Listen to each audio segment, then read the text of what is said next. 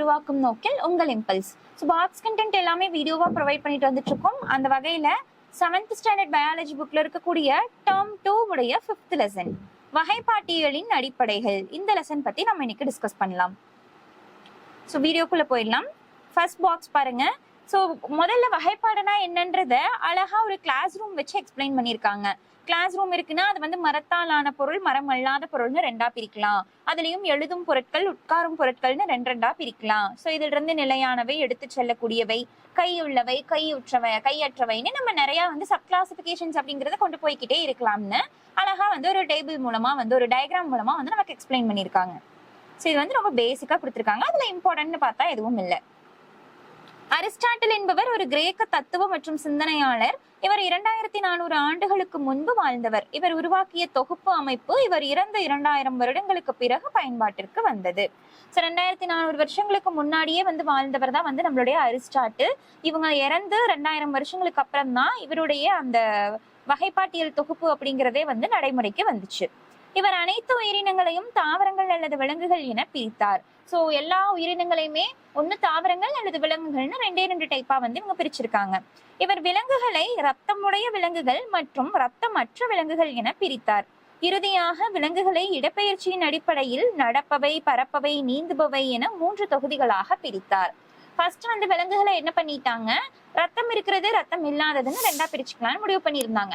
அதுக்கப்புறம் வந்து கடைசியா வந்து இவர் ஃபைனல் பண்ண அந்த கிளாசிபிகேஷன்ஸ்ல விலங்குகளை வந்து 3ஆ வந்து பிரிச்சுக்கலாம், அது இடப்பெயர்ச்சி செய்யற மெத்தட வச்சு அப்படின்னு சொல்லிட்டு நடப்பவை, பறப்பவை, நீந்துபவைன்னு 3ஆ வந்து சொல்லியிருக்காங்க.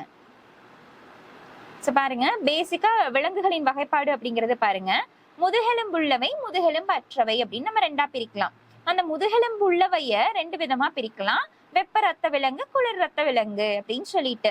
அந்த வெப்ப ரத்த விலங்குக்கு எடுத்துக்காட்டா பாலூட்டிகள், பரப்பனவும், குளிர் ரத்த விலங்குகளுக்கு எடுத்துக்காட்டா மீன்கள், உயிரினங்கள், ஊர்வன, இருவாழ்விகள் இதெல்லாத்தையும் சொல்லலாம். முதுகெலும்பு அற்றவையில இணைப்பு கால்கள் உள்ளவை, கால்கள் அற்றவை அப்படின்னு 2 டைப் இருக்கு.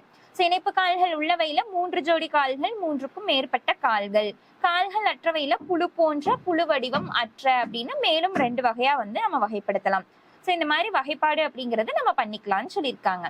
அடுத்தது லின்னேயஸ் அப்படிங்கிற ஒருத்தர் வந்து ஒரு 7 படிநிலைகள் கொண்ட வகைப்பாடு அப்படிங்கிற ஒண்ண வந்து முன்னாடி கொண்டு வந்து முன் வச்சிருப்பாங்க.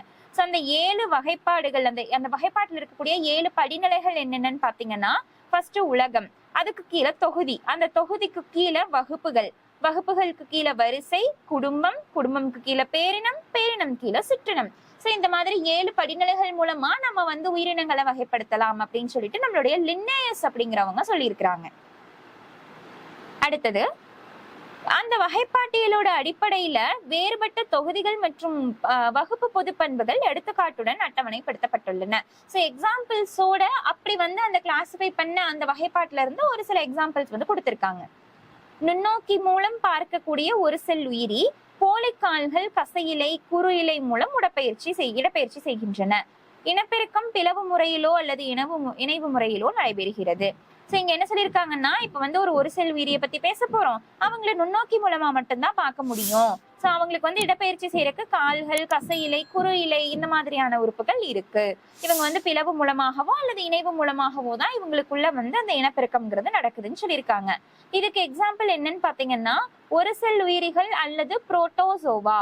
இதுக்கு எக்ஸாம்பிள் தான் அமீபா, யூக்ளினா, பாரமீசியம் இது எல்லாமே. அடுத்தது பல செல் உயிரி உடல் முழுவதும் துளைகள் நிறைந்து காணப்படும், முட்களால் ஆன அகச்சட்டகத்தை கொண்டிருக்கும். இனப்பெருக்கம் வந்து பால் மற்றும் பாலிலா முறையில் நடைபெறுதுன்னு சொல்லியிருக்காங்க. இது வந்து இவங்களுக்கு வந்து நம்ம என்ன நேம் கொடுப்போம் அப்படின்னா, துளையுடலிகள் அல்லது பெரிபெரா தொகுதியை சேர்ந்தவை.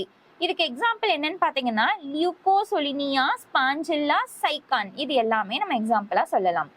அடுத்தது பாருங்க, குழியுடலிகள் அல்லது சீலன்ட்ரேட்டா அப்படிங்கிற தொகுதியை சார்ந்தவை.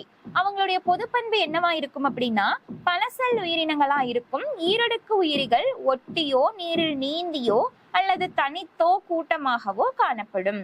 பாலின மற்றும் பாலில்லா வகை இனப்பெருக்கத்தை மேற்கொள்கிறது அப்படின்னு சொல்லிட்டாங்க. இவங்களுக்கு எக்ஸாம்பிள் யாருன்னு பாத்தீங்கன்னா, ஹைட்ரா கடல் சாமந்தி, ஜெல்லி மீன்கள், பவளங்கள் இது எல்லாமே எக்ஸாம்பிளா சொல்லலாம். அடுத்தது தட்டை புழுக்கள் அல்லது பிளாட்டே ஹெல்மிந்தஸ் அப்படிங்கக்கூடிய தொகுதியை சார்ந்தது. அதோட பொதுப்பண்பு உடற்குழி அற்றவையா இருக்கும். ஒட்டுண்ணிகளாக விலங்குகள் மற்றும் மனிதர்களில் உடலின் உட்பகுதியில் காணப்படுகிறது. பெரும்பாலும் இருபால் உயிரிகளாக காணப்படுகின்றன அப்படின்னு சொல்லியிருக்காங்க. இவங்களுக்கு எக்ஸாம்பிள் பிளானேரியா, கல்லீரல் புழு, ரத்தப்புழு, நாடாப்புழு, இது எல்லாத்தையுமே நம்ம சொல்லலாம். அடுத்தது பாருங்க, உருளை புழுக்கள் அல்லது நெமடோட்டா தொகுதியை சார்ந்தவை. அதோடைய பொதுப்பண்பு உடற்கண்டங்கள் அற்றவையாகவும் பெரும்பாலும் மனிதன் மற்றும் விலங்குகளில் நோய்களை உருவாக்கும் ஒட்டுண்ணிகளாகவும் விளங்குகிறது. இனப்பெருக்கம் பாலின முறையில் நடைபெறுகிறது அப்படின்னு சொல்லியிருக்காங்க. இவங்களுக்கு எக்ஸாம்பிள் யாருன்னு பாத்தீங்கன்னா அஸ்காரிஸ் லும்பிரிகாய்டஸ் அப்படிங்கிற 2 பேர். அதாவது இந்த 2 பேருங்கிறத இருசொற் பெயரிடு முறை அப்படின்னு சொல்லுவோம். இது ஒரே ஒரு நேம் தான். அடுத்தது வலைத்தசை புழுக்கள் அல்லது அனலிடா தொகுதி. இவங்களுடைய பொதுப்பண்பு மூவடுக்கு உயிரிகளாயிருப்பாங்க. உடல் கண்டங்களாக பிரிக்கப்பட்டுள்ளன. பெரும்பாலும் இருபால் உயிரிகளாக இருக்கும்.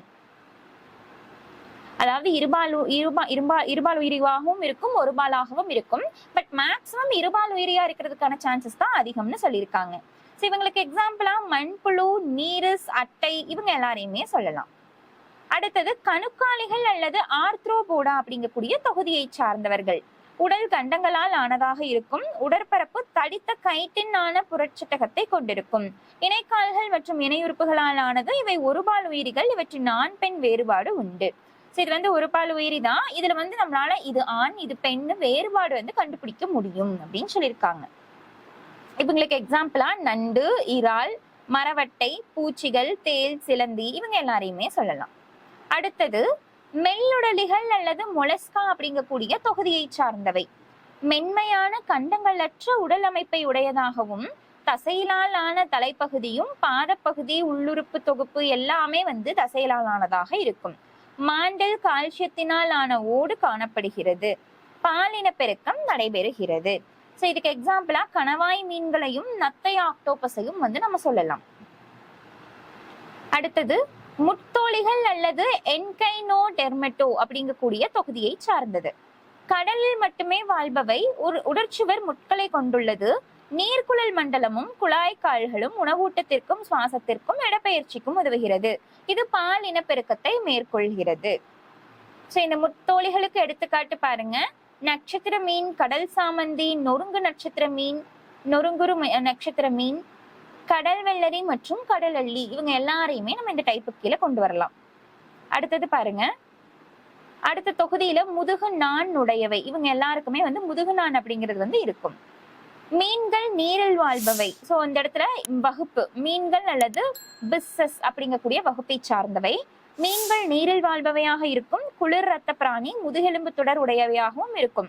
படகு போன்ற உடல் அமைப்பு, தாடைகள், இடப்பெயர்ச்சிக்கு இணையான பக்க துடுப்புகள், இணையற்ற மத்திய துடுப்புகள், இந்த மாதிரி நிறைய விஷயங்கள் அதுக்கு ரொம்ப ஹெல்ப்ஃபுல்லா இருக்கு. பாலின பெருக்கத்தை மேற்கொள்பவையாகவும் இவங்க இருக்காங்க. இதுக்கு எக்ஸாம்பிள் சுறா, கட்லா, முல்லெட், திலேப்பியா, இந்த எல்லா மீன்களையுமே நம்ம சொல்லலாம்.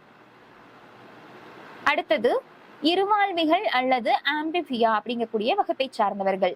இவங்களுடைய பொதுப்பண்பு நீர் மற்றும் நிலத்தில் வாழ்பவையா இருக்கும். குளிர் ரத்த பிராணிகள்.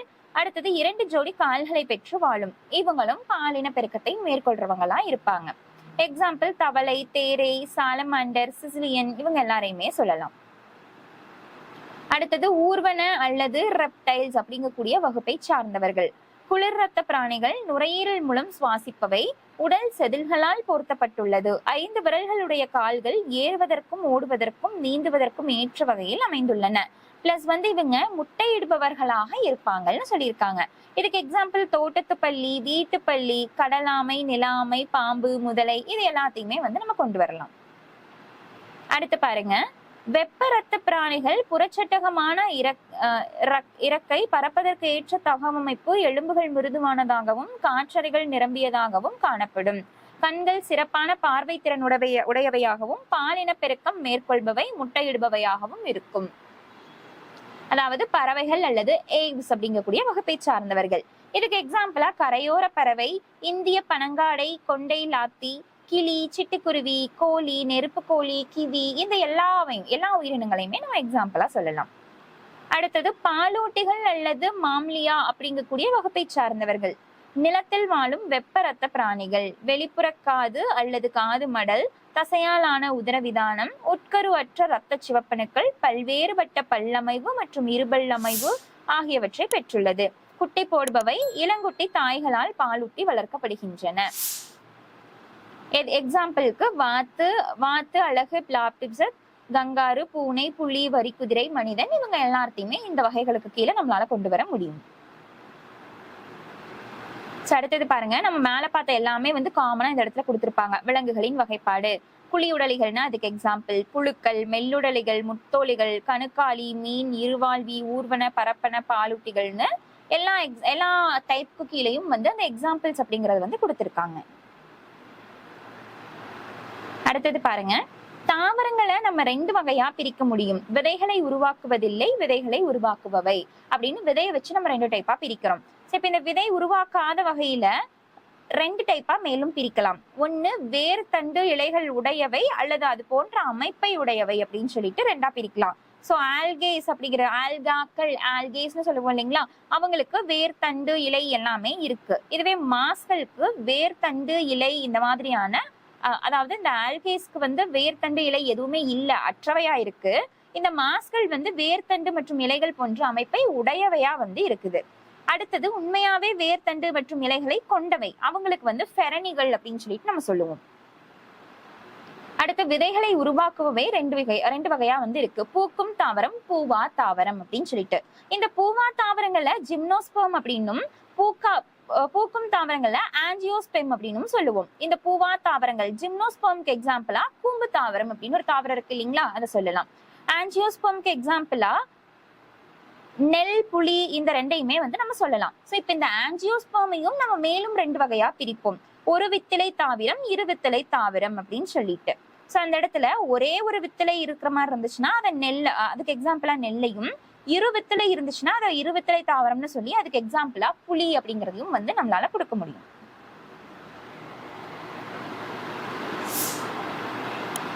அடுத்தது பாருங்க, இந்த 5 உலக வகைப்பாடு கீழே நம்ம டேபிள்ல நல்லா டீடைல்டா பார்ப்போம். 5 உலக வகைப்பாட்டில் உள்ள 5 உலகங்களிடையே காணப்படும் முக்கிய பண்புகள்.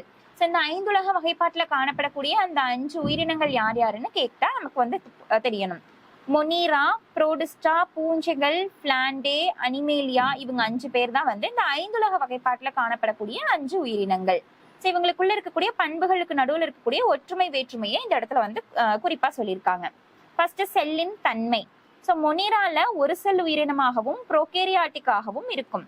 புரோகேரியாட்டிக் அப்படின்னா தெளிவான உட்கரு இருக்காது அப்படின்னு சொல்லிட்டு நம்ம ஆல்ரெடி பார்த்திருந்திருப்போம் இல்லைங்களா. இதுவே ரிமைனிங் இருக்கக்கூடியது எல்லாமே பாருங்க யூகேரியாட்டா தான் இருக்கும். அடுத்தது ஒரு செல் உயிரி மொனீரா, புரோடிஸ்டா, இந்த 2ம் ஒரு செல் உயிரியாகவும், இந்த பூஞ்சை, பிளான்டே, அனிமேலியா இவங்க எல்லாருமே பல செல் உயிரினங்களாகவும் இருப்பாங்க. ஃபர்ஸ்ட் இருக்கிறவங்க 2 பேரும் ஒரு செல் உயிரி, ரிமைனிங் இருக்கிற 3 பேரும் பல செல் உயிரி. இதுவே ப்ரோகேரியாட்டிக் யாருன்னு பாத்தீங்கன்னா ஃபர்ஸ்ட் இருக்கக்கூடியவங்க, ரிமைனிங் இருக்கக்கூடிய 4 பேருமே யுகேரியாட்டிக் செல்ல கொண்டவங்களா இருக்காங்க. அடுத்தது உட்கரு சவ்வு. இந்த இடத்துல ப்ரோகேரியாட்டிக்னா தெளிவான உட்கரு இல்லைன்னு அர்த்தம். உட்கருவே இல்லாதப்போ அந்த இடத்துல வந்து உட்கரு ஜவ்வு மட்டும் இருக்குங்களா, அப்ப அதுவும் இருக்காது இல்லைங்களா. சோ இல்லைன்னு போட்டுக்கலாம். ரிமைனிங் இருக்கிற எல்லாமே யூகேரியாட்டிக். சோ எல்லாருக்குமே உட்கரு அப்படிங்கிறது இருக்கு. அப்ப அந்த இடத்துல உட்கரு ஜவ்வு அப்படிங்கறதும் இருக்கணுமா? கண்டிப்பா. சோ அப்ப எல்லாத்துக்குமே உட்கரு ஜவ்வு அப்படிங்கிறது வந்து உண்டு. உயிரினங்களின் உடல் அமைப்பு. சோ இந்த இடத்துல பாருங்க இவங்க 2 பேரும் செல்லுலார் உடல் அமைப்பை உடையவங்களா இருப்பாங்க. இதுவே வந்து பூஞ்சைகள் தளர்வான திசுக்களை கொண்ட பல செல் உயிரியா இருக்கும். பிளான்டே திசு மற்றும் உறுப்புகள் கொண்டவை. இதுவே அனிமேலியானா திசுக்கள், உறுப்பு மண்டலங்களும் வந்து கூடவே வந்து ஆடாய்க்கும். அடுத்தது பாருங்க உணவு ஊட்ட முறை. தற்சார்பு முறை அல்லது பிறசார்பு ஊட்ட முறை வந்து இருக்கும் இவங்க 2 பேர்த்துக்குமே. அடுத்தது பூஞ்சைகளுக்கு சாருண்ணிகள், ஒட்டுண்ணிகள், சில சமயம் கூட்டுயிரிகள். அடுத்தது பிளான்டே, இதுக்கு வந்து தற்சார்பு ஊட்டமுறை மட்டும்தான். அதே மாதிரி அனிமேலியாக்கும் பிறசார்பு ஊட்டமுறை மட்டும்தான் வந்து இருக்கு. இதுக்கு எல்லாத்துக்கும் எக்ஸாம்பிள்ஸ் கொடுத்திருக்காங்க பாருங்க. மொனீரா அப்படின்னா பாக்டீரியா, நீல பசும்பாசிய சொல்லலாம். இதுவே புரோடிஸ்டா அப்படின்னா ஸ்பைரோகைராவையும் கிளாமிடோமோனாஸையும் சொல்லலாம். பூஞ்சைகள்னா ரைசோபஸ் அகாரிகஸ். பிளான்டேனா சிறு செடி, புதர் செடி, மரங்கள், இது எல்லாமே வரும். அனிமேலியானா புழு, பூச்சி, மீன், தவளை, பறவை, மனிதன், இது எல்லாமே. இந்த இடத்துல தற்சார்பு உயிரி பிறசார்பு அப்படின்னா என்னன்னு பாத்தீங்கன்னா, தற்சார்புனா தனக்கு தேவையான உணவை தானே தயாரிச்சுக்கிறது, பிறசார்புனா தனக்கு தேவையான உணவுக்கு பிறரை வந்து சார்ந்து இருக்கக்கூடியது. அடுத்து பாருங்க, சில உயிரிகளின் அறிவியல் பெயர்கள். இந்த இடத்துல பாருங்க, மனிதன் அப்படின்னா ஹோமோசிபியன்ஸ் அப்படின்னு சொல்லுவாங்களா, வெங்காயம் allium sativum, Elina ராட்டஸ் ராட்டஸ், புறானா Columba Libya, புளிய மரம்னா டேமரிண்டஸ் இண்டிகா. இந்த மாதிரி ஒரு 15 பொருட்களுக்கு வந்து ஒரு 15 விஷயத்துக்கு வந்து இந்த இருசொற் பெயரோட முறை அப்படிங்கறது வந்து கொடுத்துருக்காங்க. நீங்க ஜஸ்ட் ரொம்ப ஈஸியா உங்களால எதெல்லாம் பார்க்க முடியுதோ நீங்க அதெல்லாம் பார்த்துட்டு ரிமைனிங் இருக்கிறதா ஒன்ஸ் ரீட் மட்டும் பண்ணிட்டீங்கன்னாவே போதும். இதோட இந்த லெசனோடைய புக் பாக்ஸ் கண்டென்ட் அப்படிங்கிறது முடியுது. அடுத்து புக் பேக், இது நம்ம ஆல்ரெடி தனியாவே வந்து ஒரு வீடியோ டிஸ்கஸ் பண்ணியிருக்கோம். அதுக்கான பிளேலிஸ்டும் இம்பல்ஸ் டிஎன்பிஎஸ்சி அப்படிங்கிற டெலிகிராம் சேனல்ல வந்து கொடுத்துருக்கோம். அதை பார்க்காதவங்க அதையுமே வந்து யூட்டிலைஸ் பண்ணிக்கோங்க. இந்த மாதிரி மோர் இன்ஃபர்மேட்டிவ் வீடியோஸ் நாங்க கண்டினியூஸா அப்லோட் பண்ணிக்கிட்டே இருப்போம். இதை பத்தின டீடைல்ஸ் தெரிஞ்சுக்கிறதுக்கு இம்பல்ஸ் டிஎன்பிஎஸ்சி அப்படிங்கிற டெலிகிராம் சேனலை ஃபாலோ பண்ணிக்கோங்க. அண்ட் இம்பல்ஸ் கோச்சிங் இன்ஸ்டியூட் அப்படிங்கிற யூடியூப் சேனலையும் மறக்காம சப்ஸ்கிரைப் பண்ணிக்கோங்க. Thank you all.